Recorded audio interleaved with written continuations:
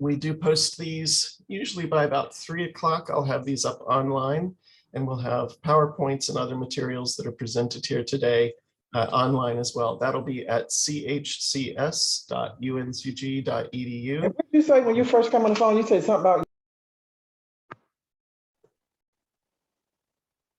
I'm sorry, I think I actually muted when you were asking a question. Was that Angela?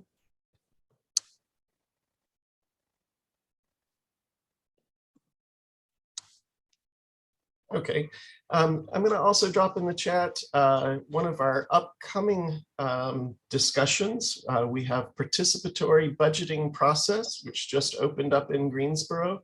On the 12th, we will have at 9:30 a.m. a forum to discuss participatory budgeting. That is in the chat now at go.uncg.edu/participatory budgeting, and you can sign up on Eventbrite for that event. Renee, did you want to say anything about that? I know you'll be hosting that one. I think it would be a great opportunity for people to actually see what's involved in the process and to have their voices heard in the city's budget system. So I hope everyone will register for it. And it's on a Saturday morning for like an hour. Thank you so much. Meredith, I'm going to turn things over to you. Again, for those who are participating, if you have questions, drop them in the chat. I'll be hosting the stack of questions after each of the presenters have made their presentations. Meredith? Thank you. Okay, so today's Housing Hangout will focus on using GIS to map equitable communities.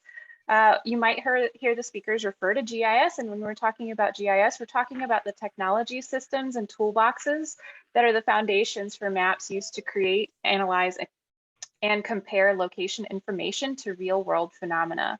GIS is important because place dictates what kind of opportunities people will have, their access to healthy food, education, jobs, and even how long they might live. Mapping can be a powerful visual aid for people to understand their communities and relationships within it that graphs and spreadsheets cannot provide alone. While maps have been used as tools for discrimination and segregation and marginalizing voters, the same information and tools are also used across many sectors for social good.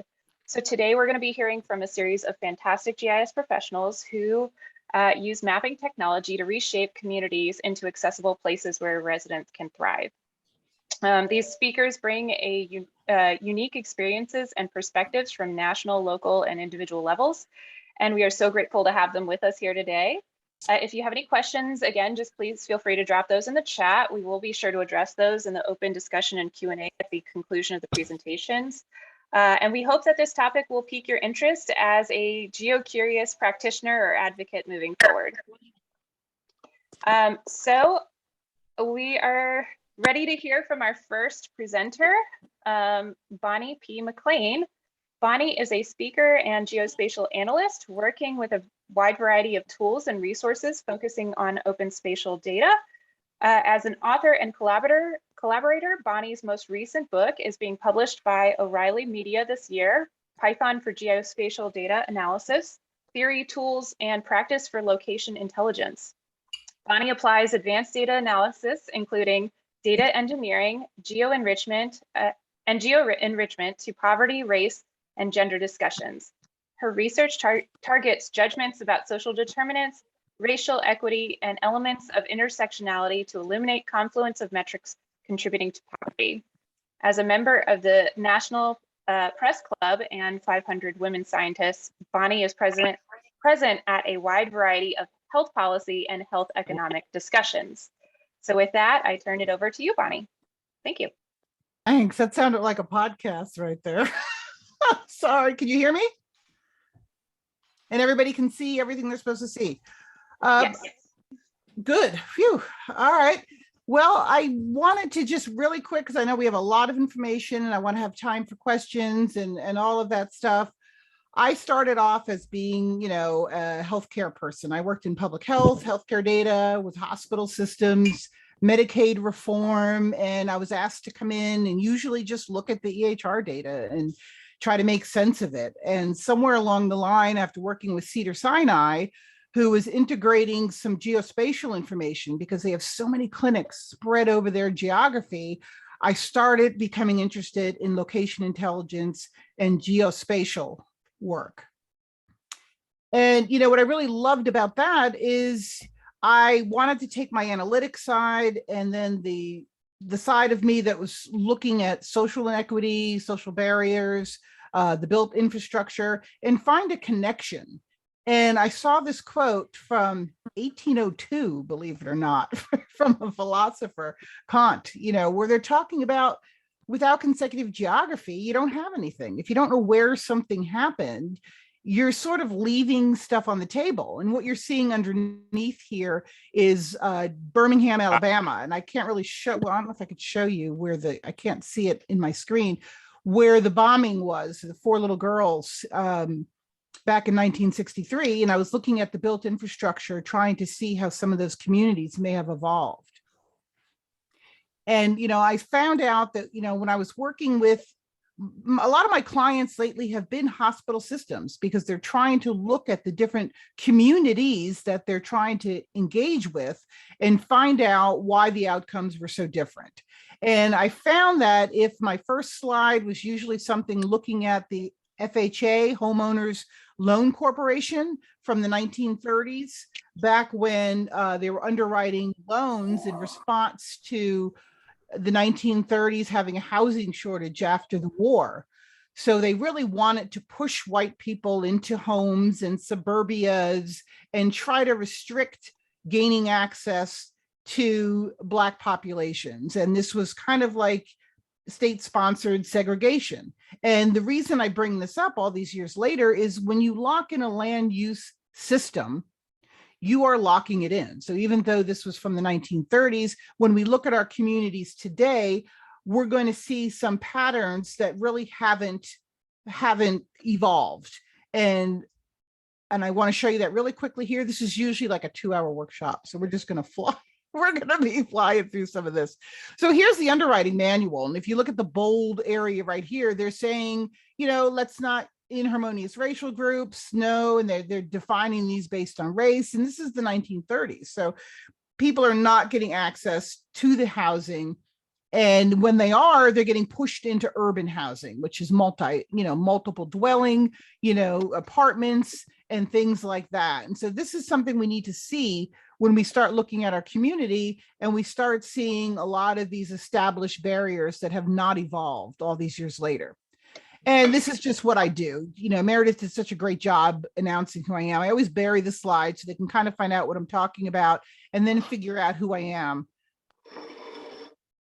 And I wanted to show you this slide here because if you remember, and I'll go back to it, the red lining, what they did is they said, these are areas we're not going to give mortgages. So if you lived in a yellow or red area, you're not going to get any funding, so you can't afford to buy a house because back then we didn't really have mortgages the way they are today. You had like 50% down or you couldn't buy a home.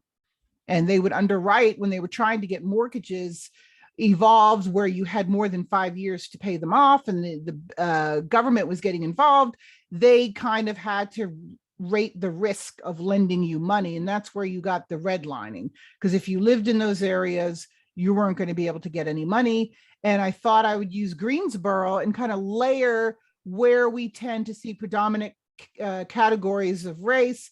And I think I set the 60%. So if you're 60% one race, then this is where I showed, and I layered those redlining polygons on top of yellow being Black African American, the beige that you see kind of around the side is white, and then we have Hispanic, Latino populations. But I just wanted you to, just as we're going to fly through some of those community slides, but I just want you to kind of think in your mind what these patterns look like. I live over in Fisher Park. You can see the college located, I don't know if is visible on this side, but kind of around Sunset Hills. And knowing about those levels and those patterns, when we see Greensboro again, this underlying map is all Greensboro, and I try to do it from the same perspective, but you can kind of see the smatterings of where those purple populations are. Those are those heavy industrial. And if you look at the underwriting manual from the 1930s, those are the bad neighborhoods. They get rated lower because they're near commercial, they're near industrial, they're near, certain types of highways, light industrial. You can kind of see where we see all the greenery where, where I live, but you can also see these purple, and you're going to see that even evolved more when we start looking like here, looking at hazardous waste sites. Let me trace this for you. The majority of them are right along that corridor near Bennett College. We're all familiar with these neighborhoods if we're from the area. These are where all the hazardous waste sites are. So if you thought about it and you were going to grade those neighborhoods back in the 1930s, do you think the grading has really evolved all these years later? And I did want to give a shout out for geospatial maturity in the North Carolina report card. But, you have to think about, what are they measuring? What are they looking at? They tend to just look at topography, which is relevant, obviously, but they're not really exploring some of the built infrastructure and the implication it has on persistent barriers of improving a lot of the community factors that those of us who work in social policies are really interested in. And really quick, some of these are a little, I built them not to be really complex, just so you could get the thing and we can move on. This is looking at supermarket access. And what's really interesting when you look at supermarket access, you also have to set the threshold, because a lot of supermarkets fall away. This supermarket look is saying, they have to make over $1 million before Esri considered it a supermarket. I redid the evaluation later, but you can look here. If you're a big red dot, there's a lot of you in poverty with low access to supermarkets. And you can see, if you look at the $1 million supermarkets, they're all around the periphery. And this right here, I'm just going to shoot this off really quick while I speak.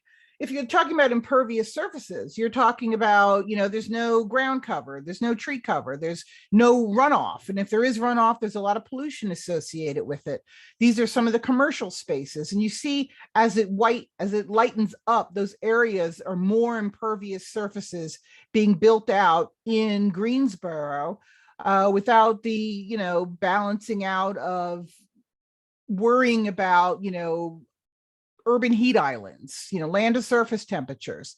So this is a really nice depiction. When I speed it up, it's a little more impactful. You can just see how that impervious surface is growing, not being modulated in any way. It's just growing and growing and growing. And you can see it, really grouped around the downtown area. And then there's light pollution, the infrastructure of light pollution. Because we're a downtown community, light pollution is everywhere as well. But, you see it concentrated around the highways. And there is an article, I don't know, I bashed it on LinkedIn somewhere, where they're talking about, brown people have sleep problems, instead of saying like, the built infrastructure where we have a lot of light pollution, where we have a lot of noise, where we have highway intersections, where we have, air, they're talking about like it's some sort of a, genotype, that's causing, minorities to not be able to sleep. Well, look at your built infrastructure, look at your community, look at the underlying urban maps that you have in your communities. This one's for noise. You have what you can see on the left there is just the tail end of this huge swath of the flight pattern for the airport. So of course, if you live over in these areas, you're going to have the noise pollution. And then you see the vibrant, larger highway infrastructure here, where you're also going to have the noise, you're going to have the pollution runoff. All of those things are also going to impact the quality of air and those things in these communities. This is land cover, and you can see, the built area. I was looking at plans, and I have a few slides that look at that. When you look at the plan for Greensboro and the downtown Greensboro and investment and growth, it's all about bringing more companies here and building it out. And, I walk downtown all the time, and, I see the parking lots going up, and they're just these vast areas of asphalt and road. You know, why not put trees around the perimeter or running down the center? Why not try to balance that, you know, heat? Because you can look at, you know, when I look at a lot of the EHR data, I haven't looked at it specifically in this community lately, but you'll see a lot of packets of asthma and a lot of, you know, packets of respiratory disease and a lot of these things around some of these areas. And, you know, when I worked with, I'm trying to think of the big hospital system, maybe in university in Wisconsin, where you had little asthma clinics and little peripheral clinics, and you saw where the populations were that were feeding into those clinics. And, you know, it was no surprise that you'd find them there. And, you know, this is just as important. These are land cover vulnerability changes. And I had just highlighted a little area where they're saying, you know, the highest vulnerability is closest to 1. So you're looking at these yellow communities, and this is where some of the land cover is vulnerable, you know, in the next 20 or 30 years, if we don't plan differently. Because if you're familiar, I'm an ultra runner. So, you know, I love Greensboro because we have so many trails to run. But if you think about it, these trails are all around the perimeter. There's not a lot going on in the middle, if that makes sense. And Meredith, don't shiver. This is a very crude representation of crime in the last 4 days of, you know, what I put together this slide. I mean, it's kind of fun to look at it because you could turn things on and off. How many burglaries? How many disturbing the peace? And, you know, obviously a collegiate environment is going to have their share of certain types of crime. It's just interesting that you can see this and map it out as broad as you want. And I thought this one was kind of interesting. You know, I just drew a circle around UNCG, and this is all where weapons were involved. You know, so you can move this out and look in your community and see what's going on. This is all publicly available data, you know, that can be pulled into your questions and your conversations. And on, you know, on top of that, I thought it was very interesting. I've been reading this book called The New Jim Crow, which is very powerful, looking at how incarceration has kind of replaced how we segment populations. And North Carolina is right up there with the United States in terms of incarceration rates per 100,000 people. We may not have known that. You know, and a part of this that I thought was extremely interesting is I never thought about the people on probation, you know, how they're under correctional control. And I think that's a very important, relevant factor in looking at this. And this is just a brief, I just wanted to share this data. Obviously, that could be a talk in and, you know, among itself. I wanted to remind you a little bit of these patterns again, because I have a few Greensboro specific slides before I wrap up and hand the mic off. So just a reminder of where the good bits are and where the persistently redlined areas. And these aren't to show you, you know, to have you be discriminatory against these neighborhoods. My point here is to just show you how resistant to change the built infrastructure is without intention. So here we're looking at, we're trying to see children's outcomes in adulthood. So we're saying children that grew up with these certain circumstances, how likely are they to achieve in that next generation? Because these are the things we're trying to impact. We're trying to bring in change. So if you look here, I put the setting at, you know, Black race, low income, and then we put here, down here, showing you what the projected, you know, what the income level is. So you can look at the red areas, and you can see household income at 35. You know, you can kind of see these patterns obviously are persisting. This was the incarceration rate one, which I found interesting. And I highlighted Scott Park here so we could see what's the incarceration rates are very high in these, you know, red, you know, yellow and up groups. This doesn't mean, you know, we don't know why. I mean, we can pull up other factors that might be related. But, you know, when we work with policies and you work with communities, this is all information that we tend not to look at. We tend to look at maybe just crime. You know, we're not looking at what's making factors persist. And then, I wanted to look at the development. What's the development for these areas? What's the plan? Because moving forward, what are we planning to do? It's enough, we look back at the 1930s and we see the implications of those, locked land use systems. What's happening today? Well, if you take Scott Park, which was impacted by the incarceration rates, low income of the next generation of kids growing up, and what do you see adjacent to residential 5? You see heavy industrial, and you see all those things that were red flags back in the 1930s, but they're still being reinforced in these communities and impacting those people that live in multifamily residential, planned unit development. So we might want to start thinking of changes that need to be made. And, I was looking at another redevelopment area plan that they had, and the slashed areas are inactive. I don't know what that means. I don't know, are they inactive because they didn't get funding? Are they inactive because woohoo, success here, we're done? I don't think so. But then you see where they are deciding to build, and they're saying they feel like success is, we're going to get commercial industrial use here. This is going to be a success. Well, what happens to properties that are around the commercial and the residential when we think about health and we think about public health? What happens to these communities? And, I thought maybe the bike routes might be a little, exciting to look at and see, what are this is a big planning thing that those of us who live here and have been here for a while, we understand, it's a nice start, but as someone who is a cyclist, I trained for a 100-mile race. So I had to go way out around town and come back and come through. And I can tell you all bike routes are not created equal.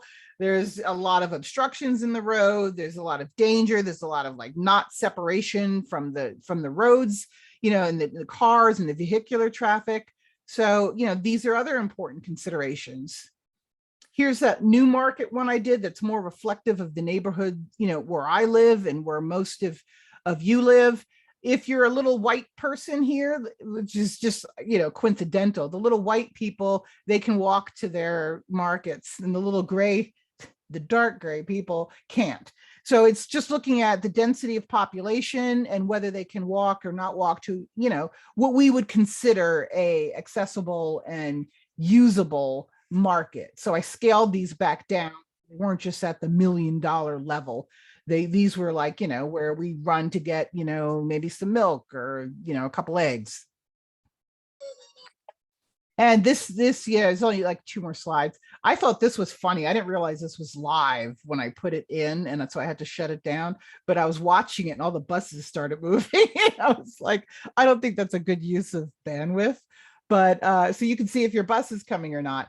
And yes, we do have buses in Greensboro, but from someone who's lived in more urban cities, they all just kind of follow their loops, right? There's no interconnection within this bus route. So if you're in a neighborhood, you can kind of get around your neighborhood pretty easily, but there's not, if you lived here and you wanted to get a job over here, well, you better, really build that into your commute time, because you can go into census data down to the block level and you can see what the transportation times are for these. So it's very, very, important. Another layer of data, geospatial and location that reveals a lot about the community. And, I really thought this was a powerful close to the discussion from W.B. Du Bois from 1899. Is you don't just look at a phenotype, you have to look at the environment and the impact of the environment and the social environment, because this is how the social development of groups happens. And I'm Bonnie, and I'm done talking. Thank you, Bonnie. Thank you for giving us a good overview of how people can look at spatial information even on their own. Next, we're going to be moving on to Ashley Hitt, GISP. Ashley is the Vice President for Geoanalytics at Connected Nation, a national leader in broadband expansion programs. She oversees operations, project execution, strategic planning for and strategic planning for the geoanalytics team and is responsible for developing strategies using geographic information systems to provide data visualization solutions that impact policy, economic development, and the digital divide. She is a certified geographic information systems professional, or a GISP, and holds a Bachelor of Science in Geography and a Master of Science in Geoscience from Western Kentucky University. She was selected as the Urban Regional Information Systems Association, or URISA, Young GIS Professional of the Year in 2011. She received the 2017 URISA Leadership Award and in 2020 the URISA Service Award, and was recently elected as URISA's President-elect for 2021-2022. Ashley, take the floor. All right, Meredith, can you see my screen? I can, thank you. Excellent. All right, so I just want to thank Meredith for inviting me to speak today. My presentation will focus more on broadband mapping and how we are using GIS at Connected Nation to promote social good. And so we'll jump right in. A little bit more about Connected Nation. We are a national nonprofit that is focused solely on broadband expansion. Last year, we celebrated our 20th anniversary and really wanted to highlight our mission. And so our mission is to improve lives by providing innovative solutions that expand the access, adoption, and use of high-speed internet and its related technologies to all people. And our tagline is that everyone belongs in a connected nation.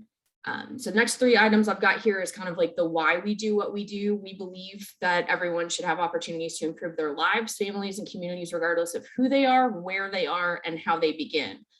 So that really kind of feeds into, especially my group in geoanalytics, as to how we're using GIS and these technologies to promote social good.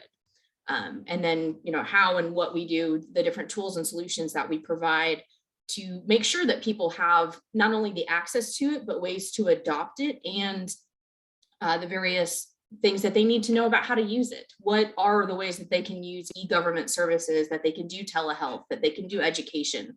How do we put all of those different things together?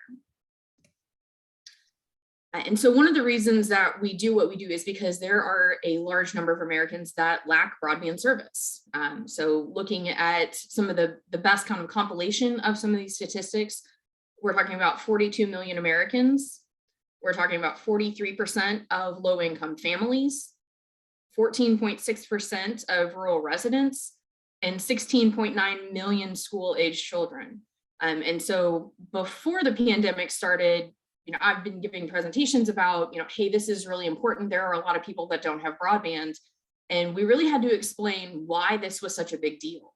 Since the pandemic started, certainly we have all seen exactly why this is such a big deal. We can't have non-traditional instruction with schools when students don't have broadband access at home, when they don't have the devices to do what they need to do and be able to keep up with their peers that do have this access, adoption, and use of broadband services. So certainly the pandemic has certainly highlighted everything that's been going on with that. And states and the federal government have really taken action on this to really start to close that digital divide. So one of the things that we do at Connected Nation is we have a holistic approach. I've mentioned that we are promoting broadband access, adoption, and use. And so we have different ways that we're looking at the data and the information to try and promote that. One of those ways is certainly through broadband mapping. As Meredith mentioned, I'm in the geoanalytics group at Connected Nation. And so a lot of the rest of the presentation will focus on this broadband mapping portion, how we're using GIS and these technologies and data to really make a difference.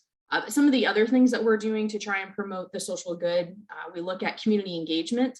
What are all the different industries and things that need to be taken into account about how each community is unique? They have unique needs, they have unique demographic makeups. What are the different types of solutions that are going to be feasible and the best for that community and what they're trying to accomplish? A couple other items, we look at digital inclusion. So looking at different groups that may have been disadvantaged and trying to get additional adoption to them. Because certainly it doesn't matter if broadband access is there if people can't afford the internet, if people can't afford devices to use the internet. So we have programs that try to promote digital inclusion and being able to provide devices and training. We also look at education.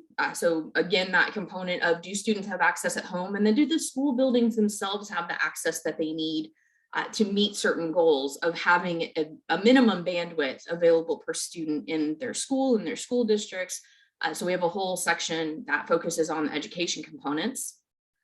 We also have digital literacy training, because again, you can have the access, you can have the adoption, but if people don't know how to use it, then we're putting a group at a disadvantage. So we do offer digital literacy training as well, to help promote people learn how to use computers, the internet. What do they need to know about cybersecurity and safety? Kind of looking at it all encompassing as well. And then we look at telehealth.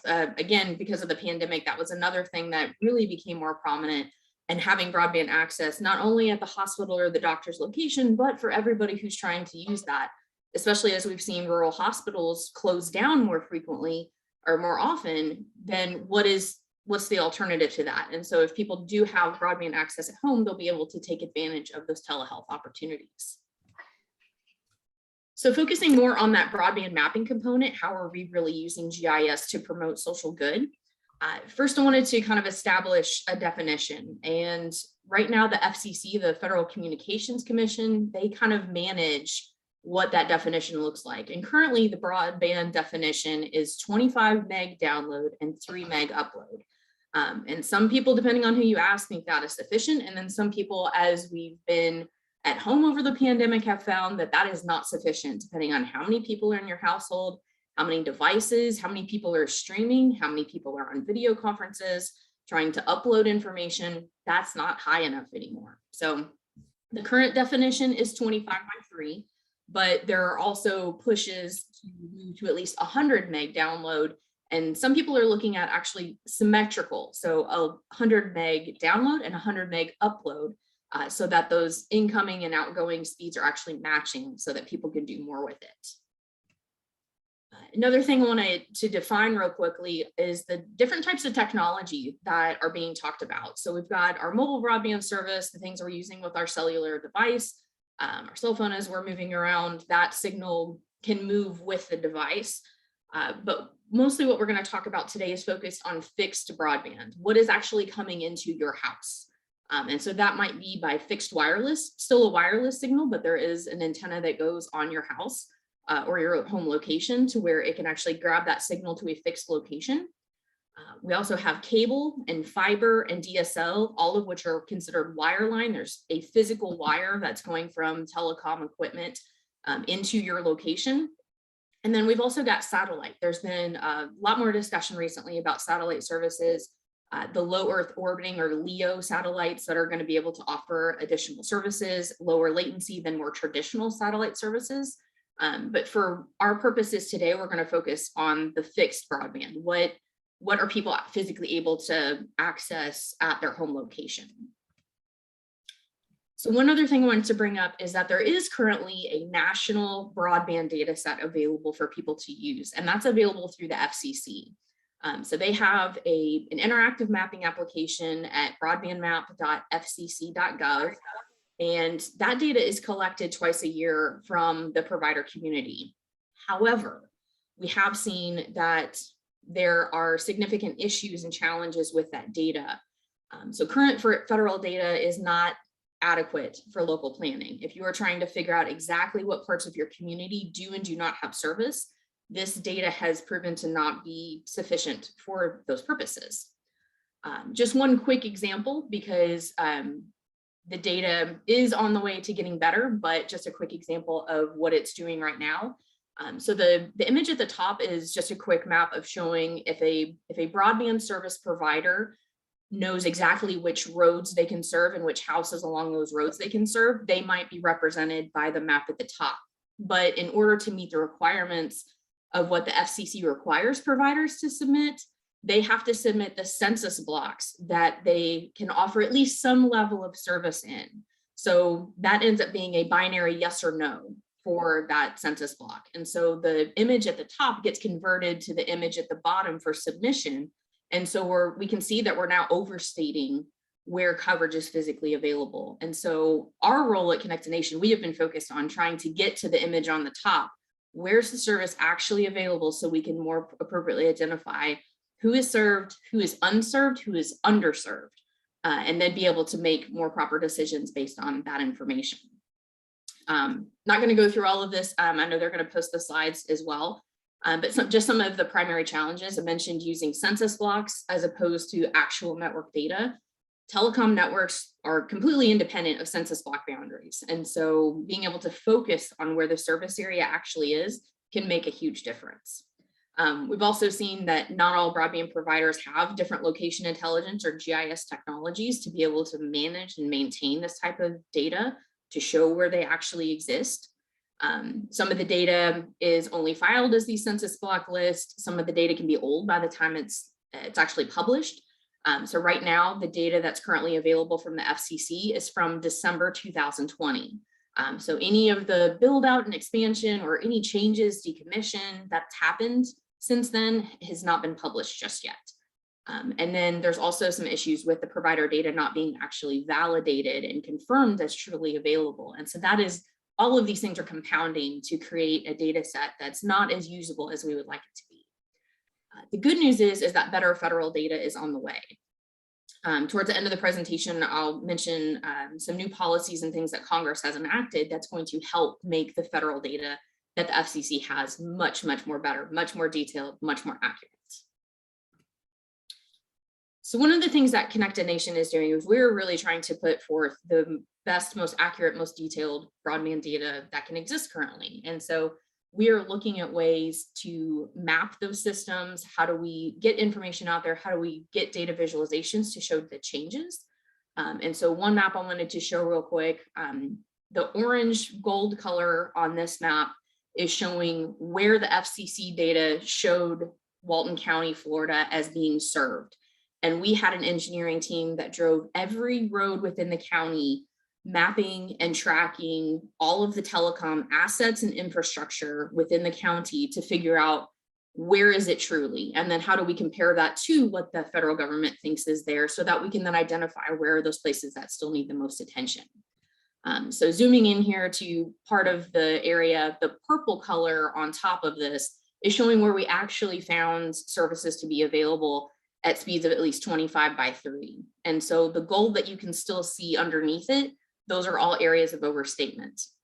And so all of those areas that you can see would be prohibited from trying to file applications or get additional funding, because it's already assumed that those areas are actually served. And so those people continue to be left behind. So we're really trying to focus this on, where are those places that are truly unconnected, so that the focus can remain on them. A couple other examples that I've got, this is from certainly the state of Texas, and being able to look not just at this current federal definition of broadband at 25 by 3, but let's look a little bit lower, because there actually are some programs that still look at 10 by 1 speeds, so 10 meg down and 1 meg up. That's going to be the map furthest on the left. And then we get higher and higher speeds and look at, well, how does the landscape change as far as what speeds are in fact available across the community and the state there. Looking at the map on the far right, that is looking at 100 meg down and 10 meg up service. We actually just posted an update to the Texas Maps and Information on Monday, and we have estimated that there are still over 575,000 households in the state of Texas that don't have access to 100 by 10 service, which means that they can't do different types of telehealth, education, working from home. You can't combine all of those things and access critical services without having those speeds. So 575,000 households that don't have access, and that's just across Texas. We're also doing similar work in Iowa. This is just an example of an interactive map that we have published and maintained. The different colors on this map are showing the different types of technology that are available. So prominently on this screen, you can see a lot of orange and a lot of green. The orange is representing fiber to the home coverage, and the green is fixed wireless. We also track DSL, which is the copper-based lines into someone's house. And there's also some different shades of pink on there, which is representing cable services. And so those are a little bit smaller, certainly with the fixed wireless coverage. We're creating propagation models to be able to show where those radio signals can reach so that we have a better idea of where, again, those most unserved areas are not located. Also with the interactive map, you can actually type in an address or click a location on the map so somebody can get, you know, is there somebody available at my house? Is there a broadband provider there that I don't know about? So they can get this list and what technology types are available, what speeds are potentially available. And then on this map in particular, we've got two different shades of green, the darker green showing where we have higher confidence in the information and that all the locations within it actually have broadband service. And then the lighter green is where we have a little bit less confidence that all those locations can receive broadband. So we are kind of tracking it a couple different ways. That way we can focus on some of those areas that we have less confidence in and work to refine the information there as well. And then one of the other important things that we do is we want resident feedback, having local people on the ground be able to say, I don't have broadband, please help. So we do have, and I know this sounds crazy, to have a web form available for people to tell us where they don't have the internet, but we do have just a very simple web form. People can access it on a smartphone, and it's very light, so it will load quickly. It doesn't require a whole lot of bandwidth. So if somebody just has mobile service or even a slower satellite service at home, they can still access this and let us know where they do and don't have service or what problems they're having with it. And then also if somebody is using a community center or a library to access the internet because they don't have it at home, they can fill this out and let us know what their location is and what kind of issues they're experiencing. One other thing that we do, I mentioned that we have a team of engineers that will go and go through the community in question and try to figure out where the assets and infrastructure are located so we can figure out where it is and more importantly, where it's not. This is an example of some of the data that we've put together. This is in Lake Cities, Texas.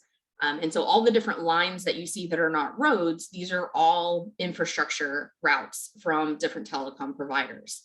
And then some of the point data that we can see on there, those are different assets. So if it's copper, there might be a cabinet or some kind of fiber marker, or there might be a tower or a water tank, something that telecom equipment can be hosted on or is already hosted on. And then we can use this to create some inverse mapping to show where are the locations that don't have any service at all. So leaning towards wrapping up here, just wanted to touch on a few things in terms of what Connected Nation is doing in terms of using GIS for social good.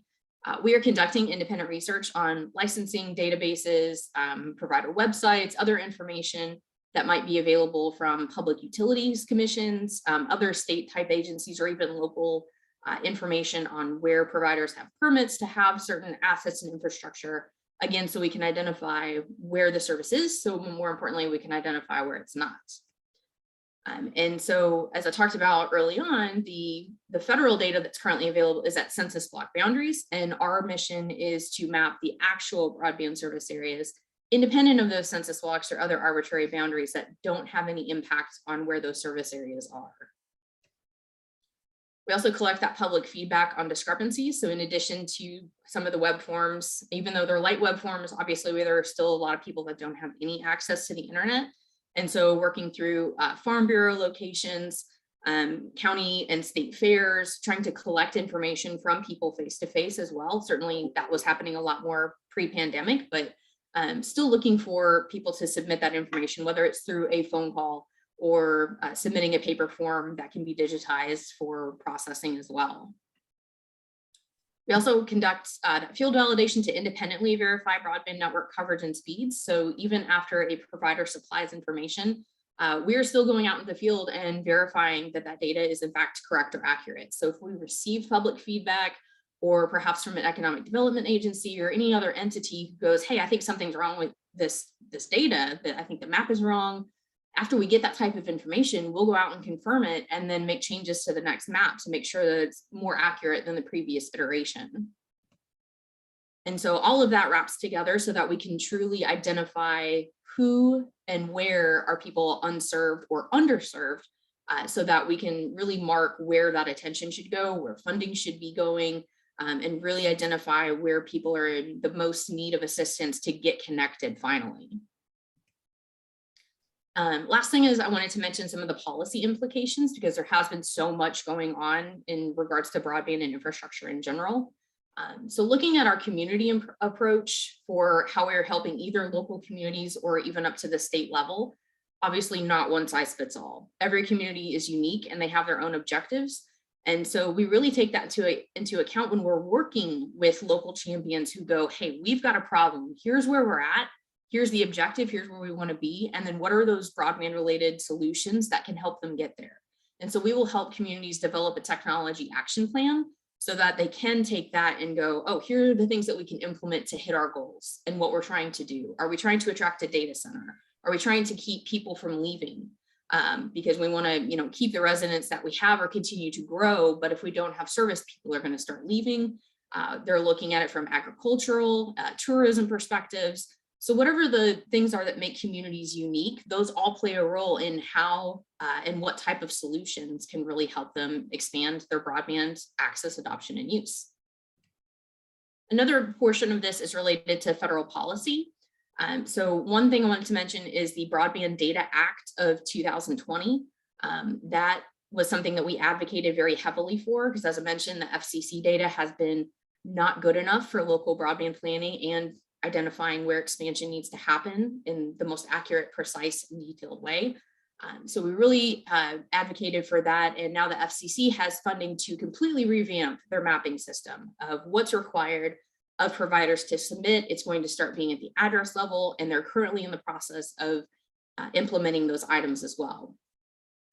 Also looking at comments and meetings with the FCC, with NTIA, which is National Telecommunications and Information Administration, as well as the Department of Treasury, because all of those agencies have either received or started distributing funding for various broadband programs, whether that's through mapping, infrastructure, getting everything put together so that more people can be connected to the internet. And then certainly the infrastructure, the IIJA that just got passed, so the Infrastructure and Jobs Act. There's a whole lot of information in there about broadband and what types of programs and funding will be available for states to do broadband mapping to really figure out where those gaps are. Then being able to implement programs for equity. There's a digital equity plan part that's going to be in there as well. And so there's a lot of great things happening at the federal level that's going to go down to states and communities for local feedback and information and insights into how we can get more people connected. And then the last thing I've got to mention is just on state and federal funding programs. We have assisted with various levels of grant administration. So being able to work with different states who are opening up funds to providers who want to expand service, being able to say, hey, what should the applications look like? How does somebody get reviewed? What happens after a project is closed out? How do you have transparency on where somebody has built out and where there are gaps that remain? And then similarly on a federal level, we're also doing different site visits and field validation to confirm where funding has gone, to make sure that it's been used appropriately, that people can now connect at the speeds and other key performance indicators that they were required to build out to, making sure that's happening and doing some additional geographic analysis there as well.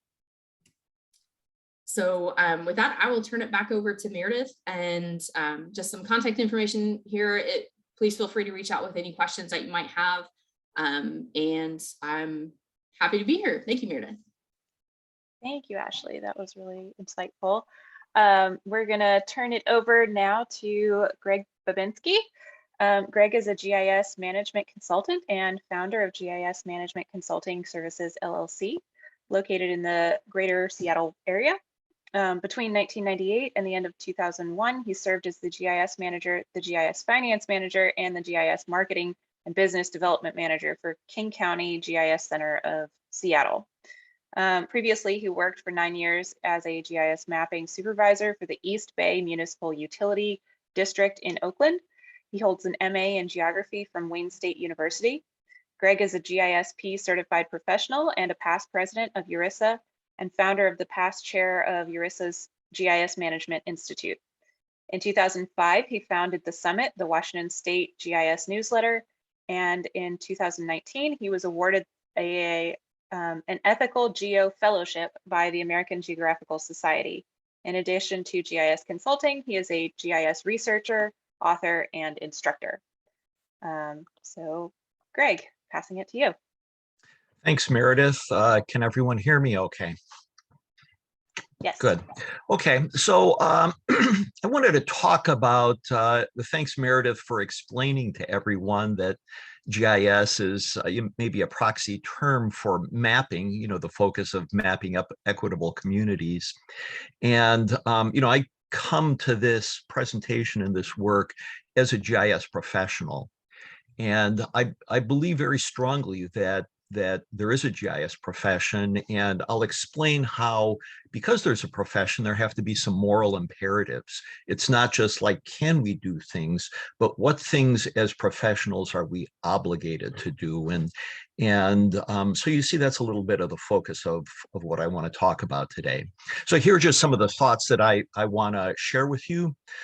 Roles and responsibilities of local government in building equitable communities. And I'm going to use the terms equity and social justice a lot. That's a term that has become ingrained in my thinking by working at King County, before I launched out on my own earlier this year. So equity and social justice. Roles of local government and every government building equitable communities, roles of GIS professionals in equity and social justice. And then, because the focus of this event today is on communities, how do we engage with communities and what are typical roles that we perform? I'll give you some examples of GIS resources and tools for equity and social justice work, and then the role of the community in social justice work. I'm not going to go into as in-depth examples of maps as Bonnie and Ashley, but hopefully I'll give you another little perspective. I was able to teach a class at the University of Washington Evans School on GIS for public policy. And one of the questions, I discussed with these graduate students was, how are policy decisions made by elected officials, and how do elected officials decide where resources are invested? And is it campaign promises, or is it the best interest of constituents? And we all know that for all history, that special interests, power brokers, the rich, the powerful, have been able to continue allocating more and more of public resources, or a majority of public resources, for themselves. And so we have currently in most of our jurisdictions, many jurisdictions, these unhealthy streams where policies, practices, and systems are influenced by structural racism, class and gender bias, lack of access to resources, cross-generational inequities.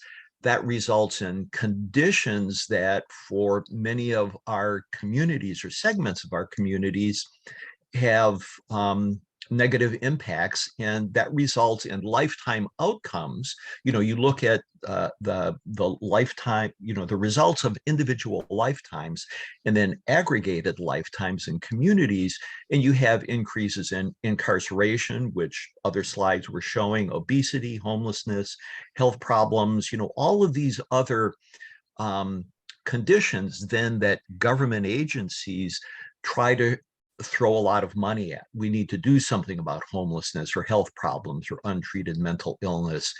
So within a lot of jurisdictions now, there is this idea that let's go upstream and, in a transparent method, apply pro-equity policies, practices, and systems. So upstream, say, everything that our government agency is doing, investing in, our policies, our resource allocation, supports pro-equity policies, practices, and values, inclusion, racial justice. And if we do that, and we won't know that this succeeds for lifetimes, we should create better conditions, pro-equity systems and policies that will result in community conditions known as determinants of equity, equitable justice systems, equitable transportation, information and technology. Ashley was talking about broadband.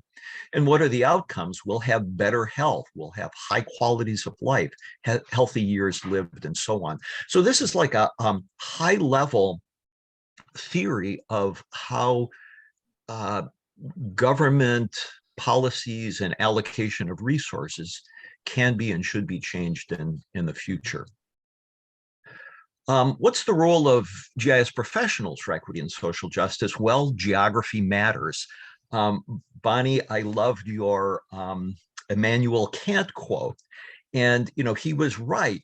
Everyone lives their lives in time and space. And this is a little graphic. I just love this from the Bill and Melinda Gates Foundation. And, this was before the time that they split, but it's still the Bill and Melinda Gates Foundation. And what this shows is that everyone's life is impacted by these different factors.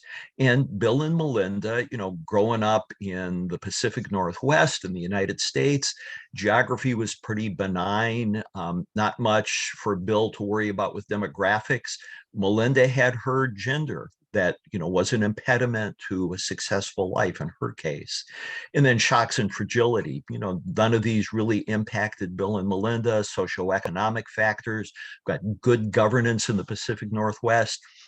And what this really represents is that for the typical white man or white woman growing up in the Pacific Northwest, you're not going to become a billionaire, but you have a reasonably good chance for leading a reasonably successful and happy and healthy life.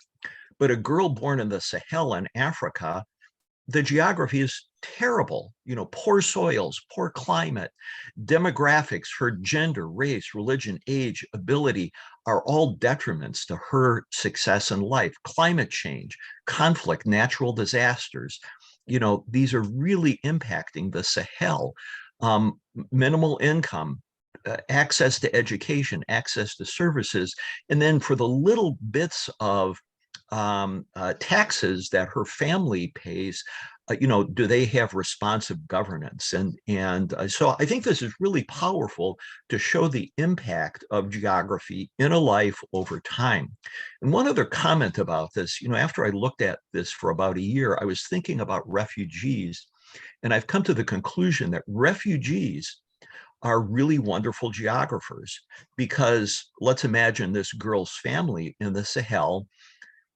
Maybe they have access to a cell phone and they can talk to their uncle or brother or cousin who has made his or her way across the Mediterranean to Italy as an illegal immigrant, but he's working in a restaurant and he's making 10, 20, 30, 50 times as much money as he did in the Sahel. And so communicating that difference in geography in Italy versus the Sahel, these people in the Sahel or El Salvador or Nicaragua or Mexico, they know their geography and they know the advantage of moving across the Mediterranean or moving across the Rio Grande River. And then, so this is, let's focus in the Pacific Northwest. And here's a guy that used to be my boss, Ron Sims. He was a former King County executive under Obama. He was the deputy secretary of HUD. And King County is really doing well compared to the entire United States. Our income levels, health levels, all of those indicators are much better in King County compared to most parts of the United States. But Sims had this report that said 36% of African Americans under the age of 30 would have nothing in common with America but their death. And so he asked another friend of mine, King County demographer Chandler Felt, to dig into King County. And what he found was that that within King County, we could predict many of these equity indicators with incredible precision based on zip code within King County. And, so that's where we started drilling into the connection between geography, GIS, and equity and social justice. And then so a little bit about myself as a GIS professional and the others on this panel who are GIS professionals. We have this thing called the Code of Ethics, development of the GIS Code of Ethics. It was developed by ERISA. Ashley A. ERISA, that was a great thing that we did. It's been adopted. You can download it. Here's an article about it in the Geographic Information Science Science and Technology Body of Knowledge. But what does it mean? How do we apply it? Well, pirates had a code too. And, you may recall this guy saying the code is more what you'd call guidelines than actual rules. But I think for GIS, we need to focus in on this code of ethics. And there are 4 categories of obligations in the code. And I'm going to read these from the bottom to the top. Obligations to individuals and society. So Ethical Geo, this Ethical Geo Fellowship program, was really focusing primarily on privacy issues, which all of us are concerned about. Obligations to individuals and society. We have obligations to our colleagues and the professional, critique our work, support each other, mentor each other, and so on. We obviously have obligations to employers and funders who we work for, an honest day's work for an honest day's pay. But then we have these obligations to society, for society, read communities.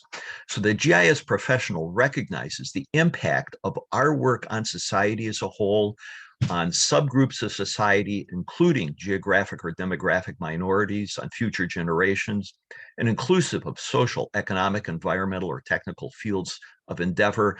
Obligations to society shall be paramount when there's a conflict with other obligations. That's significant. We all subscribe to the Code of Ethics. I think we need to revisit the Code of Ethics in guiding the work that we do around equity and social justice. So going on from a code of ethics, I also think there's this thing called a moral imperative. And some of you who work in GIS, know of David DiBiase, who used to be with Penn State. He retired while working as the education director for Esri. And he talked about this concept of a moral imperative and suggested that every GIS professional should be able to define their own moral imperative. And so here's what I wrote 10 years ago, that the GIS profession uses geographic theory, spatial analysis, and geospatial technology to help society manage the Earth's finite space with its natural resources and communities on a just and sustainable basis for the benefit of humanity. So what does that mean? Within the area of using mapping for good and mapping for equity and social justice, I've conceptualized that there's this life cycle. And some of what Ashley was talking about and some of what Bonnie was talking about, I think fits on this life cycle. A government agency or a nonprofit committed to equity and social justice needs to figure out what are the issues. So issues analysis, and we're using GIS to do some of that analysis. And then we decide, well, here are 2 or 3 things that we want to invest money in. We want to address these issues. We want to do better in the future. So we're using GIS to drive alternatives analysis. If we put a clinic here or add broadband here, how is that going to change conditions in the community? We still don't know if it's going to impact the outcomes that we want to achieve, but it's a way of filtering alternate programs.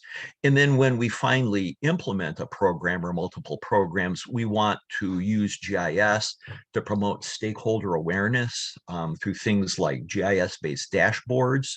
We want to continue monitoring those programs, look at the inputs that are going into the programs and what are the outcomes, how are we impacting the social conditions, and then use GIS effectiveness analysis to create the program metrics, and then the cycle repeats itself.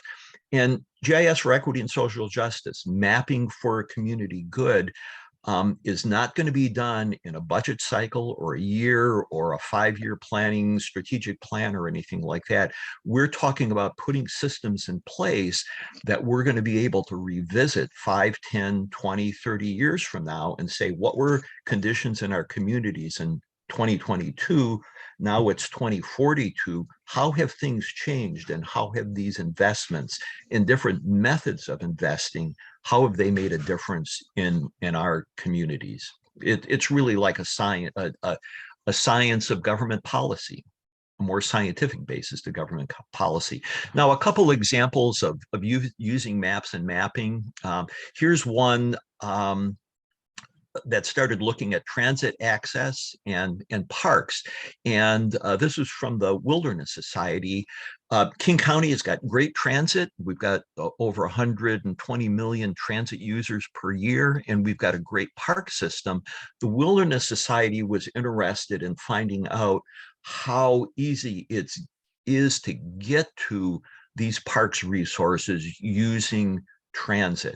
And so they identified poor transit access to parks, and then they overlaid vulnerable populations and identified areas where, there were more vulnerable populations that didn't have access to transit to get to the parks. Just like in Greensboro, a lot of the transit in King County is focused on getting people to downtown Seattle and downtown Bellevue, where most of the office jobs are, not even the factory jobs. And it doesn't really serve people in disadvantaged communities getting to resources like recreational facilities, just one example. One other fundamental thing that I think is really core to any jurisdiction using GIS for equity and social justice is to have a snapshot. What are the equity conditions in our communities right now? And here's an example from Tacoma. There's a general equity index, and then you can actually toggle this off and on. Racial groups, a livability index, accessibility, economic opportunity, and an education index. And how this can be used is, I use the example here, livability. And let's say Tacoma wants to site a new solid waste transfer station. Where are they going to put it? And historically, it's probably been going into the areas with low livability. If that's where they are already, is it equitable to put additional solid waste transfer stations there? What I think Bonnie was trying to get at by showing that the redlining has had this continued impact on what gets put where in our communities. And then onto broadband. And I'm not a GIS analyst, but in the first half of 2020, I got requested by King County to support something called the Internet Action Crisis Team, which was a committee put together by a representative in the state of Washington legislature to look at the COVID-19 related impacts of poor access to digital infrastructure within the state of Washington. And there were 75 to 100 people that would participate in these meetings 2 times a week. And I didn't know what my role was, but I listened a lot, and I heard a lot of information from people in the community. And finally, I told Representative Gregerson I didn't see what value that I was providing to this group. And she actually called me up and we talked for a half an hour, and she said, well, Greg, tell me what you think we need. And so I designed this use case based on what I heard. And, in very high level terms, this is a dashboard. It's an digital equity action dashboard. And this is the conceptual design for the dashboard. And this is not based on an Esri template or any kind of a template. It's based on functionality. So the ability to create a dashboard for the entire state of Washington that would work for King County and Pierce County and the Puyallup tribe and rural districts and areas and so on. And the key is a digital access equity score that would allow us to drill into any area and find out what is the digital digital access score for this area. So it could be a tribe, it could be a neighborhood in Seattle, it could be a farm area, and so on. So it's very interactive. The score is key. Another thing that's key is the state of Washington was hearing that lots of people had money to invest in shovel-ready projects.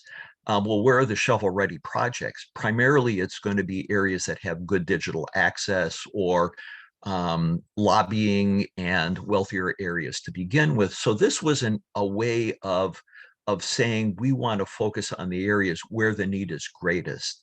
Then the other thing is a data confidence score.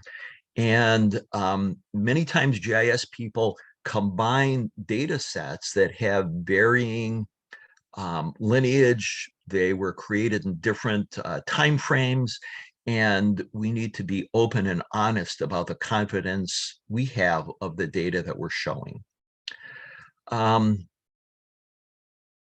And so then I want to go back to the code of ethics, because when I participated in this program with 75 people, the thing that I kept hearing again and again and again was, well, GIS is great, data is great, but how do you know you understand what the needs are and what the conditions and what the perception is in the Hispanic farm worker community or in the Cambodian refugee community?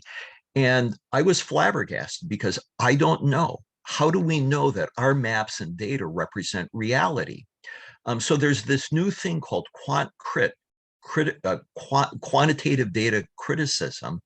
And it's this realization that our databases, we create our databases, we create our maps, but we're part of a power structure. And so we will never really know that our maps and our databases are unbiased unless we have some methodology for doing that. And then real briefly in a couple minutes here, I took that concept, and this State of Washington Digital Access Equity Dashboard has been funded by the governor's budget. There was also money for a community participation plan. So a plan to go out to members of the community and share this proposal with them and get their input. So if you work in GIS, this is a typical scope of work: project management. You do all these things, you finally get detailed design development. We conceptualized the community participation plan scope of work. How do these things fit together? And so my proposal is that in the project to develop the dashboard, after we've determined the administrative needs, requirements, we pause the project and we go out to the community, the Black community, the Asian, the Hispanic, the Native American community, and get their input.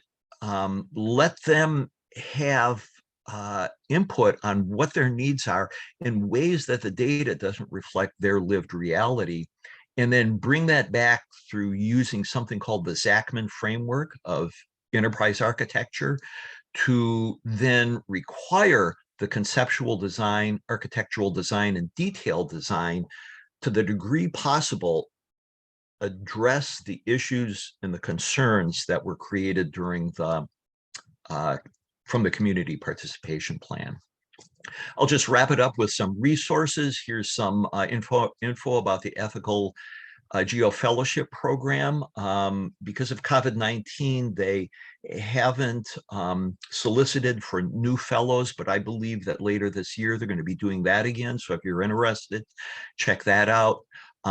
My project was to develop a detailed GIS for equity and social justice best practices document, which is available here, and it's been published in 2 parts in the GIS&T body of knowledge.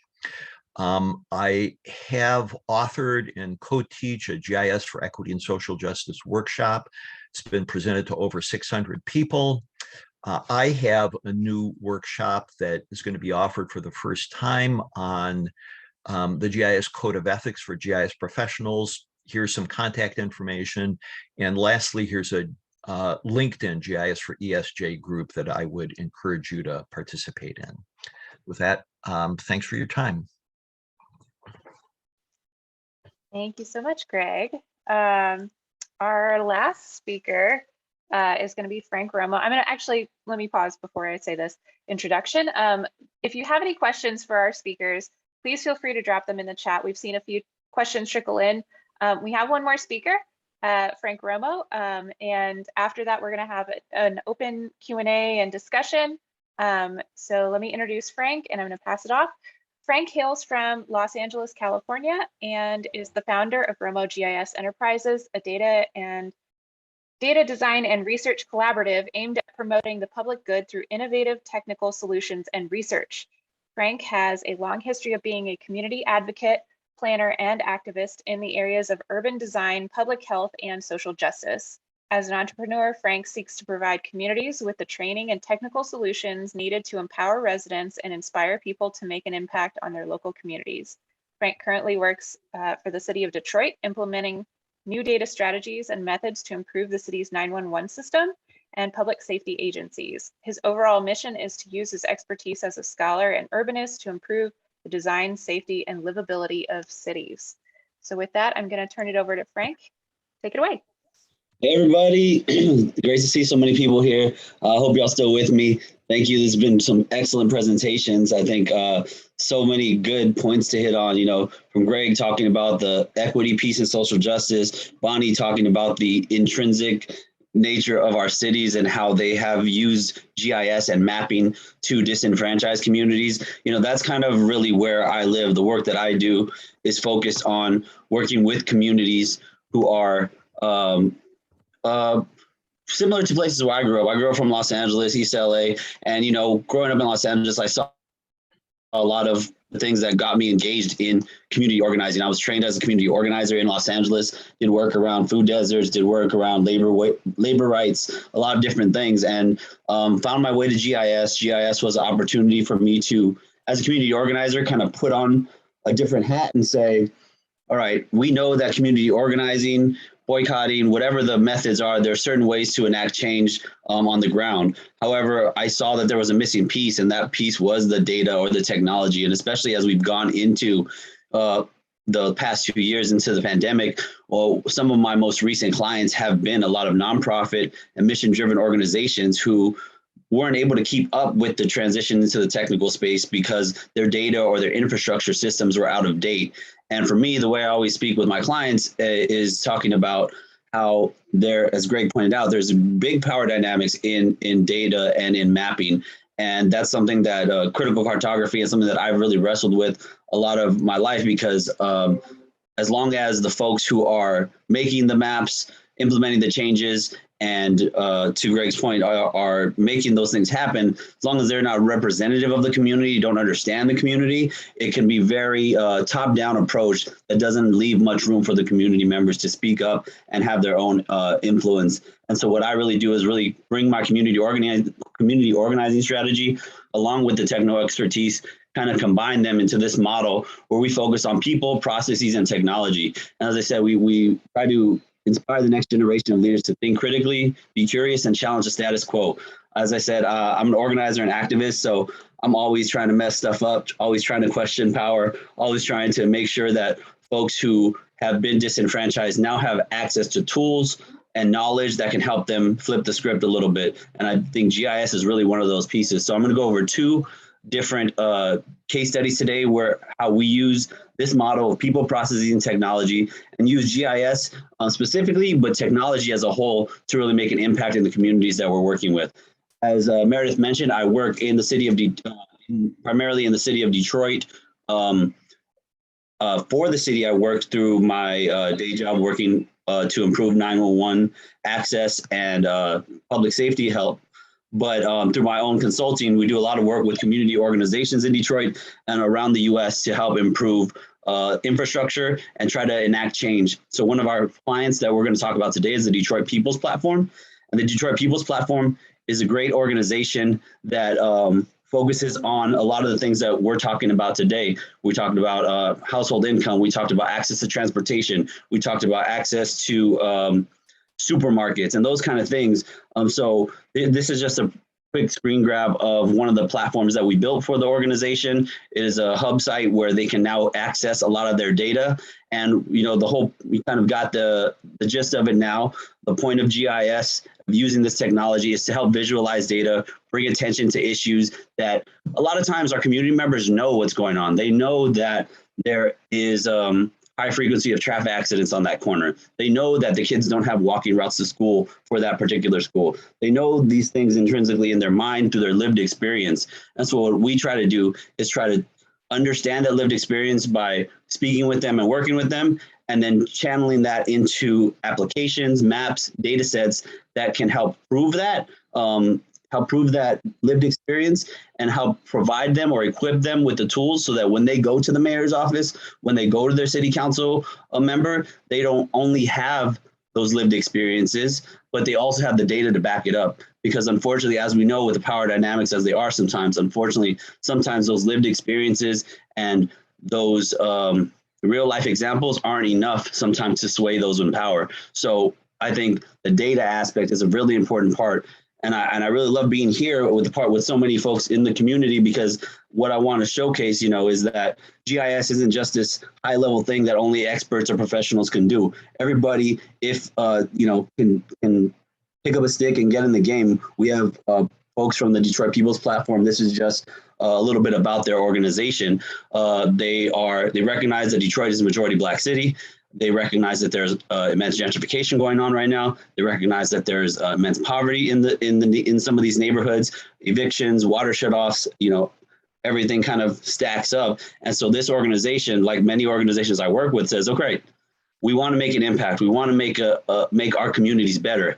We know that we're canvassing. We know that we're doing voter turnout, but what else can we do? And a lot of the organizations I work with, they recognize we know data is important. We know maps and data are important, but we just don't know how to use them yet. And so that's where we come in, and we try to make sure, like I said, people, processes, and technology. First is about the people. Here's an example of us working to train some of our users. There's myself in the middle. Jordan Bankson is one of my team members, and the rest of the team members are folks from the Detroit People's Platform, who Theo, he works on transportation equity. Rumi in the top left corner works on our overall technical infrastructure and helping create infrastructure for the organization. And then Eden works on housing and development kind of work. And Linda is the leader of the organization. And through my connection with her and through our connection as community organizers, she felt like it was a great fit. And that's where I'm finding more and more of where we can try to bridge that gap from our side on the technical side to meet community members where they are, put that organizing framework on this process. I've just seen so much strides from our folks. This was the first meeting we had, and as we go through, you'll see that Theo and other folks in the organization have produced maps and are running their own GIS system now and are monitoring it and having their own GIS meetings. And so what we try to do is make sure that we put them first, because we know that technology is good, improving processes are good, but at the end of the day, if you don't have the people operating it, if you don't have the people who are trained, then there's no sustainability there, there's no longevity there. And for me, what's most important, there's no empowerment there. And that's what we really try to focus on. So as I said, we focus on developing technical leaders. Behind the background is a story map that Theo had put together, looking at evictions, foreclosures, water shutoffs, to look at what he called the hardest hit neighborhoods. And I was so proud to see them go to the mayor's office, go to their council districts, presidents, and say, hey, we have this map. We have 2-3 community members speak, and then we have this data to back it up to showcase how our communities have been really hit hard and why we need more funding, or why we should be at the table when you're making these decisions on how to allocate funding. So we do hands-on training with folks. We also provide on-demand tutorials. So we've recorded some presentations on how to clean data, recorded presentations on how to make a map, walked folks through them. And then, Theo and the other folks know how to do that stuff now. But again, thinking as an organizer, I think, all right, what about the longevity? What about when turnover happens? What kind of resources do we have so that when a new organizer steps in, they can be kind of shown the ropes and be able to pick up where we left off so that we're not missing a beat? Because now I've been working with the Detroit People's Platform for probably about 8 months now. And they're at a capacity where, like I said, they're producing their own maps, they're managing their own systems. And that's really where we want to be, because then Romo GIS, we can take a step back, allow them to work on the technical systems, be here as a support. And now what we're finding is then now, because of my background in community organizing, we're kind of using the technical software, the technical capacity to help inform our campaigns. And that's exactly where an organization like Detroit People's Platform wants to be, to have community-driven, data-driven action that they can utilize to, again, like I said, bring to those decision makers. So this is one of the first maps. This is a very simple map, but very one of the ones I'm really proud of, because this is one of the first ones that our team made, looking at tax increment financing projects, looking at brownfield projects to see where the resources were being allocated in their communities. And this was a great example of, 2 weeks in, 3 weeks in, we were training, talking about data, and right after that, they were up and running. I set them up with an ArcGIS online account and helped them understand how to utilize the software. Said, I'm here for y'all, but you can figure it out. I believe in you. I'm here to support you. And again, I think it's really about that empowerment, because with technology, we know folks already have difficulty adopting new technologies and changing. We've seen that through the pandemic. It's been very difficult going online, et cetera. And as Ashley mentioned, you throw in the broadband issue, these items just stack up and stack up. So it really is important that we provide that technical training, but also that kind of leadership development too is something that we really model, because I think GIS has a really great mentorship aspect to it, because you're always kind of training folks, teaching folks. And so we really try to lean on that and create a really strong team within the organization. Here are a few other projects that, again, I didn't create. Our team at the Detroit People's Platform created, looking at brownfield redevelopment.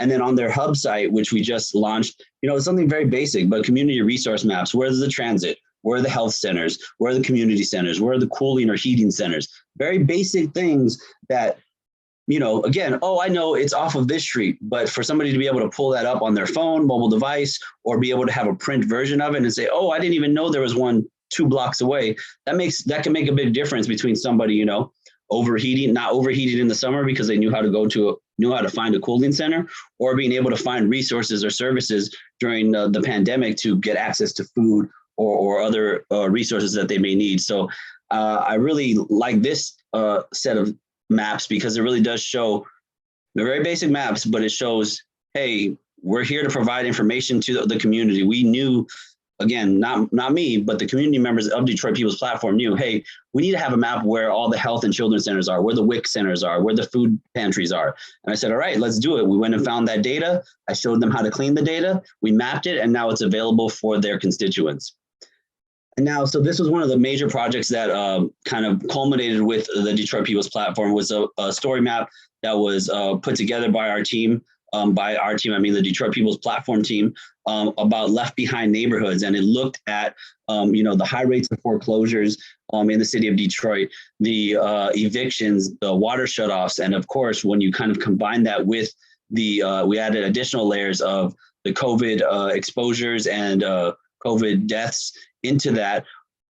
Unfortunately, we saw things that you would see in any major minority city that lives in poverty, where you have majority of people of color, lower income residents being overburdened with not just the rental issues, not just the foreclosures or water shutoffs, but with the health effects of COVID-19, et cetera. And we've seen this, we've all kind of been in this space for a while now and recognize that, unfortunately, some of those communities face a heavier burden.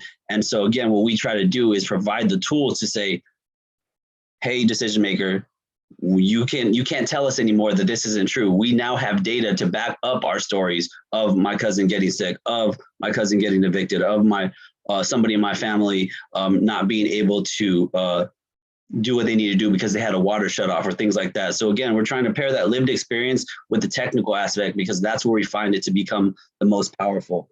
And then we talked about the hands-on trading and the data visualization. Here are 2 of our tutorials just about how to use ArcGIS online, how to clean data. Again, we provide our client with the PDFs or the PowerPoints of this, and we also provide video tutorials so they could understand how to do it and utilize that in the future. And then finally, one of the things is really important, again, coming from my background as a community organizer, sustainability and longevity, super important, right? Just I come in and I work with the organization and help them stand up their GIS and do everything for them, and then I leave, that does nothing for them. They need to understand how to utilize the system. They need to understand how to train other folks. They need to have the roadmap. So this is an example on the right-hand side is of a resource document that helps our organ that we left with the Detroit People's Platform, showing them how to, the folder structures, where their data is, et cetera, just documentation. But I think also with that documentation comes a lot of training. And we're very proud of where we've gone with the Detroit People's Platform. And we're happy to say that we're starting a new contract where we're working on even growing bigger and trying to help other affiliates who are similar organizations to the Detroit People's Platform, introduce them to into the GIS space, into the technology space, because Detroit People's Platform has seen such a great return that now they're trying to tell their allies, hey, y'all should work with Remote GIS or find somebody who does something like this, because it's helped us tremendously, not just in presentation or data management. It's about, as I've talked to them before, it's also about a change in culture of understanding that technology, if technology or mapping is being used to disenfranchise your community, then I promise you that we can find a way to utilize that same system to try to enhance our community. And so that's what we really try to focus on, taking that negative, a perceived negative, and turning it into a positive, not seeing our communities from a deficit-based perspective, rather seeing them from an asset-based perspective, and focus on pushing that forward and pushing that model forward. And again, focusing on empowerment and the assets that the community has, not just physical assets, but the people assets. This is one example of how we use this is a really basic application. We were getting ready to do voter turnout. So we created a Survey 123 app on the cell phone, and we identified 3 neighborhoods that we wanted to really highlight and focus on for voter turnout. And our folks went door to door and asked questions about whether people intended to vote, et cetera, put it on the phone. It then updated on the map, and that allowed our administrators in the Detroit People's Platform to see, hey, in this census block, there's not a lot of people who responded, or in this group, there were so many people who responded. So that's an area where we may not have to focus as much attention. And again, if you think about this, we have an organization here with limited resources, limited people power. So knowing how to deploy their resources to say, hey, we should go canvas on the east side today because we got a lot of great feedback on the west side, but we need some more help on the east side. That makes a huge difference, because having that knowledge allows them to allocate their resources better and to be a little bit more precise with how they're reaching out to the community and how they hopefully impact the community. So that's the Detroit People's Platform. Now, the second thing I want to talk about is still working in Detroit. That was GIS for social good for community. This is for students. And I just break it up like that in the presentation, but I want to, again, take a step back and realize that from a community organizing standpoint, this is a holistic approach, right? If we have organizations like the Detroit People's Platform who we're training and supporting in GIS, and right now I'm going to talk about the mentoring program that we run in Detroit as well, and we can funnel some of those students in the mentoring program to go work for the city of Detroit or to go work for the Detroit People's Platform. Now we're creating an ecosystem of people of color, of students and people who are from the community, who are getting into positions where they know how to not only utilize the software, but they know how to lead their community because they're from that community. That is the type of model that we're trying to build. And so one of the things that we're working on is case study number 2 that I would like to point out is the Frederick Douglass Academy. We have a GIS Pathways program. That's myself, teaching one student. And in the back, again, this is what makes me happy as an organizer. The student in the orange, he's a sophomore and he's teaching a student who wasn't even a freshman yet, and taking that leadership opportunity, that leadership role, not only just to know, right? And that's not just about knowing the technical software. Hey, you got to push this button, you got to push that button. No, it's about helping that young man be a leader so that he can be a leader in his community and help lead other students to become more empowered. So I really love this photo because you see, this was at our 2-day summer GIS camp, and it was really great. We showed them how to use the app to collect mobile data. We had different presenters come through to present. We had presenters from the city of Detroit, presenters from an engineering firm, so that the students can see, hey, I can see myself doing this. I can see myself doing this to help my community, right? I care about the city of Detroit and the neighborhood I live in. how do I make an impact? Well, here we're providing the opportunity and providing the resources, say, hey, you can go this route to make an impact. And here on the right-hand side are just 2 testimonials from 2 of the students that we had worked with. And again, I want to take this as a kind of a smaller micro view of how this can impact the greater vision of helping, a community. If 2 of these students live on the same block, and they were talking about, it happened during the conversation, they talked about, well, there's a blighted house a few houses down, and we already reported it to the city, and we don't really know what to do. And, we had the city of Detroit people there, and they said, well, you can use this app, and we can show you how to do it. And sure enough, while we were at that meeting, that student said, yeah, this is the house. And he clicked on the button, and he submitted a report, and he was able to feel like he was engaged. He was able to feel like he was making a difference. And you see it on the other side, the government side said, hey, look, there are residents who do care and residents who do want to participate to make the neighborhood better. And again, we try to make that connection. One of the things we do is provide internships and opportunities. So one of these are some of the gentlemen from the city of Detroit. And again, I want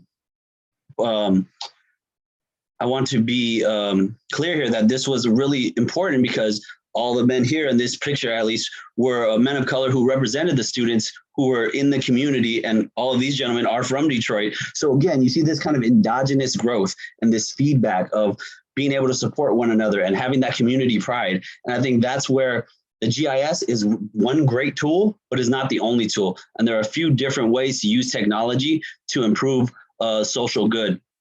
And so the key outcomes of a collaboration with Romo GIS, I think where we come from is we try to train leaders, we try to create subject matter experts, and we allow members to become, owners of their own data and make sure that they are not only managing data, but take ownership and pride and responsibility over that data. And we also create a bunch of onboarding materials. We try to improve the infrastructure, the workflows. But at the end of the day, it's really that last point where we try to create a culture, change the culture, prioritize technical infrastructure that aligns their data management practices with their priorities of advancing social justice. So where most of the organizations I work with try to advance social justice. So when we're trying to develop their infrastructure or develop what kind of data sets are important to them, we always look to their campaigns and to their mission statement and to listening to the community to say, hey, these things are important to us. And then we as an organization really try to work with them to build that model and build a sustainable model so that we can help them get the infrastructure up and running and then hand it off to them and say, hey, you got it. We're here to support you. But again, that's a very, community organizing model where we can train others, make sure everybody's training somebody, and we can have a better, stronger community because all of us are invested and all of us are here to support one another and try to move the neighborhood or the organization or the community forward. So that's all I have for today. Thank you very much for your time. If you want to learn more about Romo GIS, you can go to that website. The website was just relaunched, so there's lots of good stuff on there. On the left side is the homepage. On the right side, if you want to hear some more about the work that I do with regards to social justice, there are a few podcasts out there that I've been on that talk specifically about using GIS for social good. So thank you very much for having me, and I look forward to hearing some of your questions. Thank you very much. All right, thank you, Frank. All right, so we've had a number of really great topics covered from a historical perspective, a policy perspective, practitioners, and even working with individuals as and growing their capacity as advocates.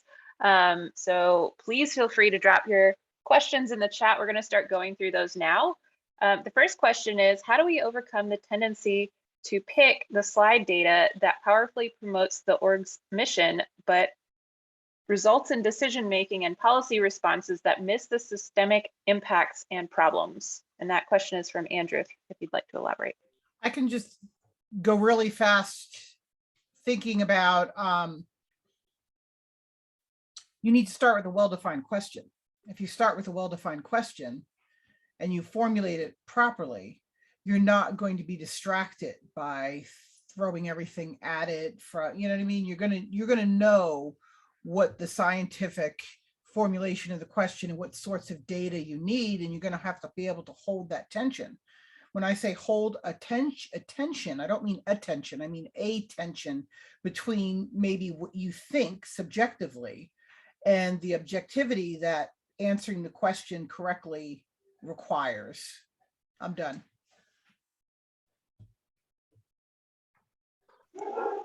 All right, thank you. Our next question was, would love to hear how local officials might use this data willy-nilly to support their funding requests and then see things go sideways. How can this be avoided?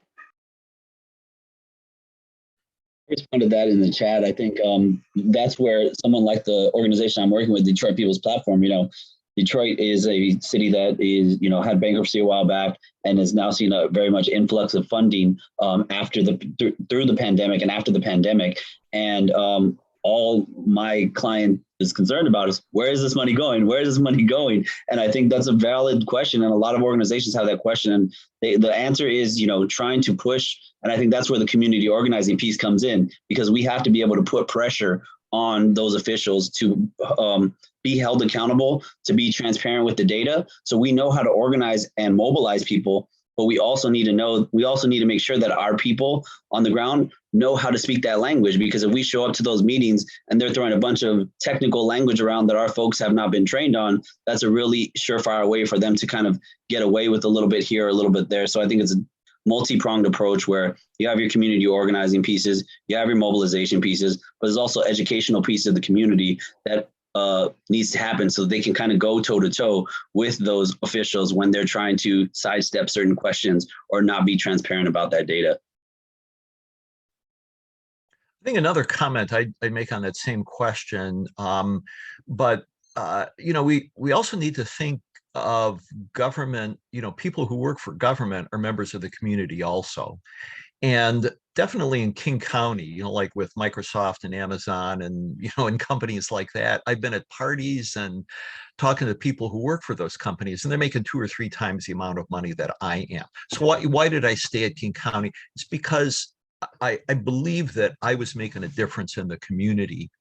And, Lincoln talked about the better angels of our nature. So I'll use, I can think of 2 or 3 examples where we've been using GIS we were using GIS for equity and social justice in King County. That's a past tense now for me.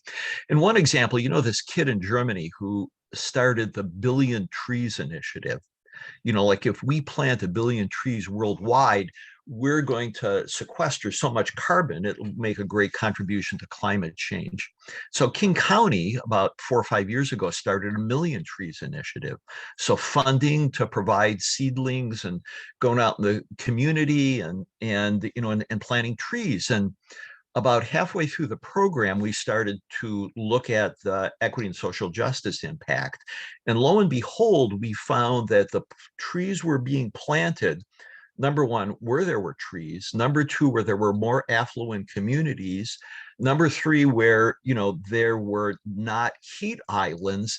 And the managers of the program were shocked. They were embarrassed. They were embarrassingly shocked. And they said, we had no idea. Thank you for applying this method of looking at our program. And now we know how and why and where we need to proactively encourage people in these other communities to participate in these programs. So that's really an example where I think if we use GIS to uncover some of these discriminatory practices in the past, that people are going to want it. Most people are going to want to do the right thing. Transparency is really, really important. Especially if their bottom line depends on it. Like I work with health systems, so they don't bring me in just for fun. I mean, they have some sort of initiative. They have to meet a goal. They don't know where to start. So I find if you can just break off a little piece of where your expertise is unique, where your little edge is, and focus there. Don't talk about the whole thing. Find a part of it. Like I like what you said about the Greg, about the trees. That could be your thing. Going around finding out where these trees are being planted, if there is funding for the trees, sort of a thing. Just as an example. Thank you. Great, thank you. Our next question is from Andrew again. What is the role of private service providers?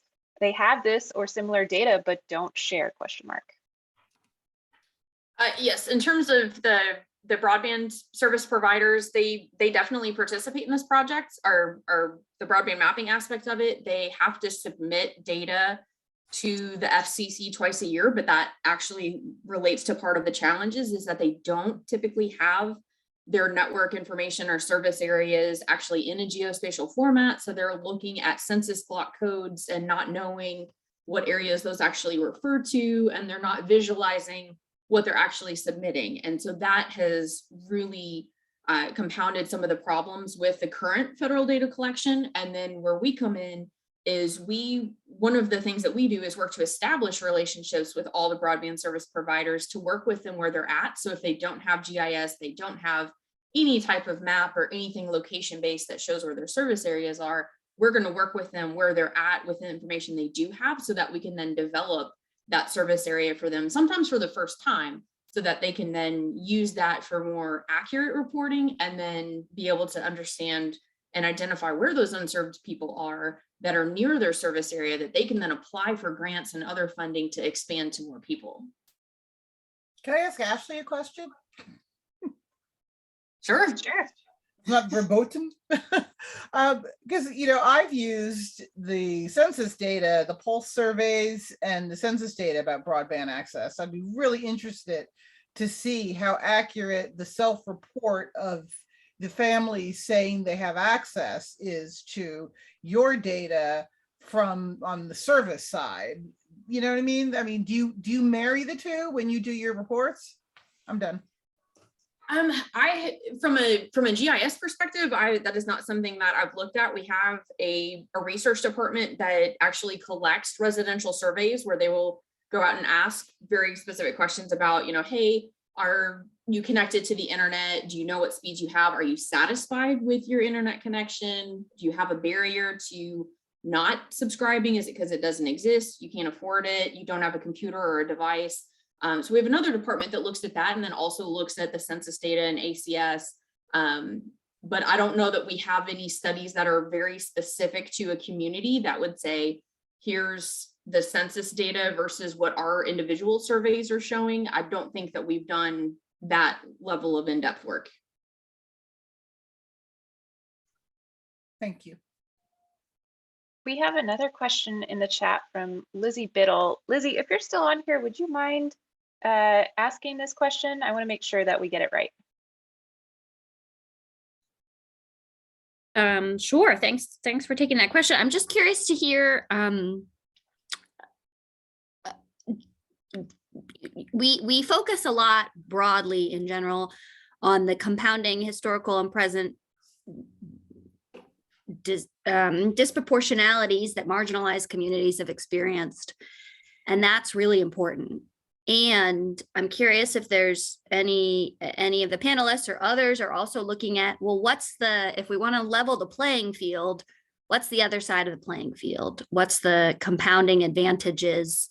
And I was trying to give an example of the greenlining in terms of what's the legacy of greenlining to white communities. And then I was thinking specifically about the racial wealth gap and the compounding advantages, but I'm sure there's plenty of others that you all as panelists have thought about. So I'm just curious to kind of hear some thoughts on looking at the other side of the coin, although it's not two-sided, but thank you. I think you talked about it right there, like the lack of inherited wealth, because a lot of people, their wealth is tied up in their homes. So if you've been out of that game and that transition of wealth for decades and decades and decades, there's such a marked disadvantage. So I don't know if you were putting a pin in that saying, I know about this. I tend not to even look phenotypically at these problems. I look at the outcomes in the communities. And it just so happens because we have persistent barriers in our built infrastructure that we're capturing brown populations there. So I'm not looking at white versus brown versus anything. I'm looking at community access and outcomes. And so maybe someone else can speak a little bit to the inherent benefit. I mean, I know of the benefit. I know that I get asked to speak on panels all the time and they think they just check the box because my dad's Black and my mom's white. And I'm like, if you're looking for somebody who's disadvantaged, You know, I have 3 degrees, 2 of them are postgraduate. I live in a beautiful home on a park. You know, I mean, like, I'm not your person, although you may want to bring me as that person phenotypically. We're not looking at the right things if we're just looking at melanin concentration. It's just what I'm going to put out there. I'm done. Let me, maybe, Bill, on what Bonnie was saying. And again, you mentioned Immanuel Kant, you mentioned history. And, I was teaching my GIS for Equity and Social Justice class, and we look at the redlining maps. And I found this one redlining area in the city of Tacoma, Washington. It's a blue area, which is pretty good. And then this blue area surrounds a D area. And, in the redlining maps, you can look at the descriptions of the areas.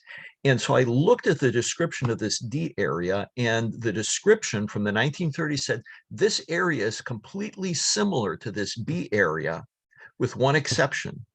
There are 4 Black families that live here.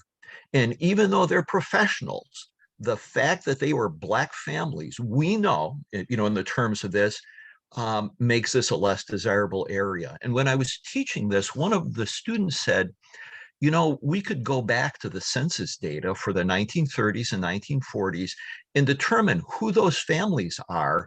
And I wonder if we could contact their descendants. So what this is getting at is we need to know the lived experience of people who were disadvantaged, but also people like myself who was advantaged by who I am and where I lived, and do some comparative historical geography.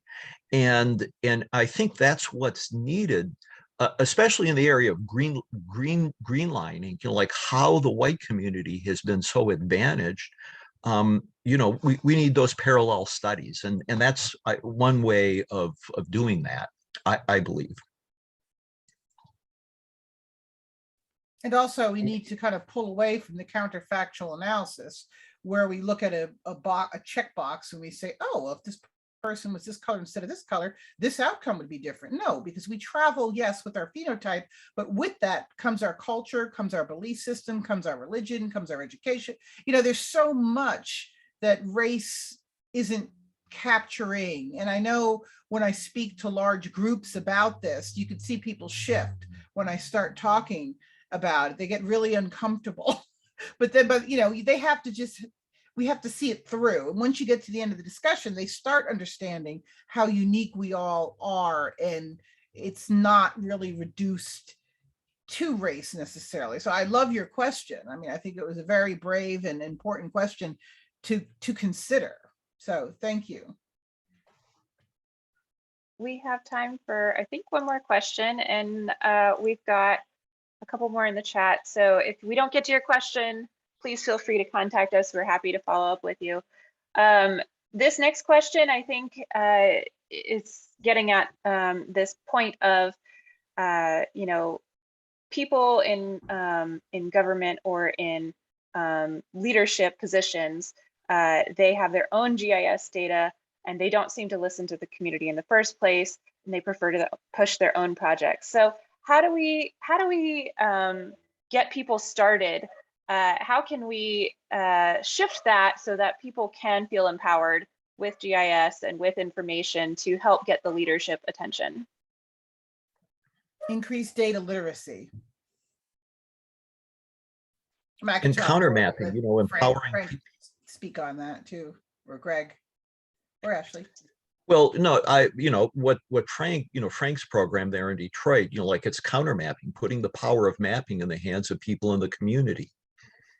So that when you go to the city council meeting and they're presenting their maps, there is counter mapping that is in the public record, that has to be confronted. But when your reason for having a foundational conversation about it has been packaged and sold on a partisan basis as something we're not allowed to talk about or discuss, your hands are tied in some respects. So, you know, because I see it all the time in the community. I go to some of these meetings and I'm friends with someone who's looking to be on a council position, and you know, I'll call them out over a beer. And I'm like, well, why would you vote? Like, what, you know, and you hear there's so much more influencing it than like wanting to have a harmonious community. I mean, it's all, you know, I mean, it's all like an arched eyebrow and a wink, right?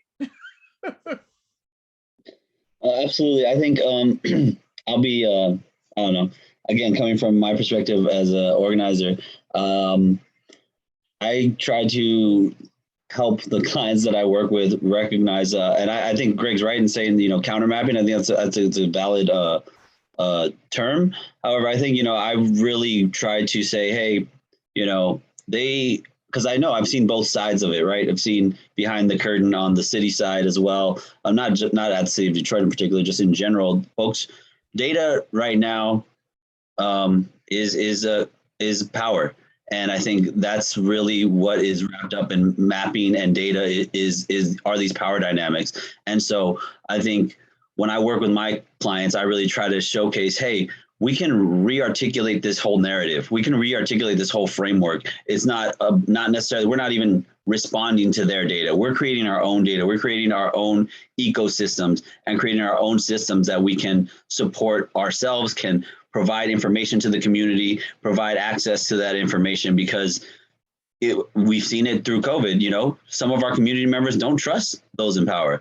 Don't trust the folks who are providing some of this data or some of these maps or some of the access points to vaccines or food or whatever it may be. And I think there's a real breach in trust because of that history. And I think my perspective, and this is my perspective, is that sometimes I feel like we are sometimes too caught up on how we got here and not focused on where we're going. And I think if we look at where we're going, we can do a better job at equipping our communities today so they can be better prepared to have that discussion tomorrow through data literacy, through better organizing practices, through combining both of those things, because the data is not going away, the mapping is not going away. And as I said earlier, if these tools are being utilized to disenfranchise your community, then if you don't know how to use these tools, we're not even playing the same game.